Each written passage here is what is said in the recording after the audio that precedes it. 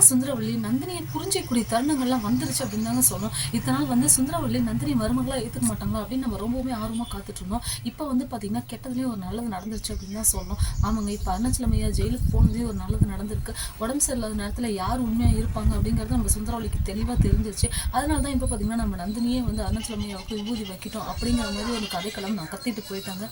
இன்னொரு பக்கம் பார்த்தீங்கன்னா நம்மளுடைய ஹரிதாவும் நம்ம மாதவி இவங்க 2 பேரும் பண்ணுறது பார்த்தீங்கன்னா ரொம்பவுமே கேவலமாக இருக்குது அப்படின்னு தான் சொல்லணும். இந்த மாதிரி ஒரு செய்கை பண்ணத்துக்கு நம்ம சூர்யா ஹரிதாவையும் நம்ம மாதவியும் சும்மா விட மாட்டாங்க அப்படின்னு தான் சொல்லணும். மாதவிக்கு ஹரிதா பண்ணுறதுலாம் ரொம்ப ஓவராக இருக்குது அப்படிங்கிறது தெரியுது. ஆனால் இருந்தாலும் வந்து தப்புக்கு துணை போயிட்டே இருக்காங்க. மாதவி வந்து சம்மத்தியாக நம்ம சூர்யா கிட்ட அட்டி வாங்கி தான் போகிறாரு அப்படின்னு தாங்க சொல்லணும். அந்தளவுக்கு தான் இப்போ வந்து நம்ம ஹரிதா கூட மாதவி ரொம்பவுமே ஜெயின்ஜாங் போட்டுக்கிட்டு சுற்றிட்டு இருக்காங்க. இன்னொரு பக்கம் பார்த்தீங்கன்னா நம்ம அருணாச்சலமையா அடுத்ததாக வீட்டுக்கு வரப்போகிறாரு. அருணாச்சலமையாவுக்கு வீட்டில் நடக்க போகிற சோதனைகள்லாம் என்னென்ன அப்படிங்கிறதுன்னு தெரியவே இல்லை. உடம்பு சரியில்லாத வரக்கூடிய மனுஷனுக்கு அடுத்ததாக ஒரு பெரிய அதிர்ச்சி ஒன்று காத்துட்ருக்கு. ஆமாங்க, நம்மளுடைய ரஞ்சித் பண்ண கொலை தான். இந்த ரஞ்சித் கொலை பண்ணதெல்லாம் வந்து பார்த்திங்கன்னா இன்னும் வெளியிலே வராமல் இருந்துகிட்ருக்கு. நம்ம ரஞ்சித் எப்போ தாங்க மாட்டுவார் அப்படிங்கிற மாதிரி தான் போயிட்டுருக்கு. ஏன்னா நம்ம ரொம்ப ஆர்வமாக காத்துட்ருக்கோம். ஆனால் ரஞ்சித் வந்து இந்த ஜென்மத்தில் மாட்ட மாட்டாராட்டுக்குது. அதுக்கு பதில் நம்ம சூர்யா மாட்டி மாட்டி வெளியில் வந்துட்டுருக்காரு. நான் எந்த தப்பும் பண்ணல அப்படிங்கிற மாதிரி மாட்டி மாட்டி வந்துட்டுருக்காரு.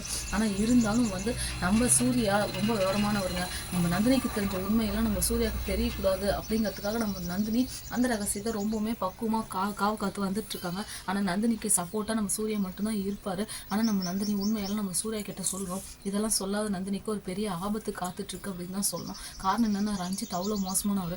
ஒரு தங்கச்சியை கூட வந்து ஒரு தப்பான ஒரு கண்ணோட்டத்தில் தான் பார்த்துட்ருக்க ஒரு மனுஷன் அப்படின்னு சொல்லணும். அருணாச்சலமையா இதெல்லாம் தெரிஞ்சுக்கிட்டு வீட்டில் இந்த எப்படி தான் நம்ம சுரேகா ரஞ்சித் இவங்க 2 பேரோட கல்யாணத்தையும் நல்லபடியாக பண்ண போகிறாங்க அப்படிங்கிறது தெரியல.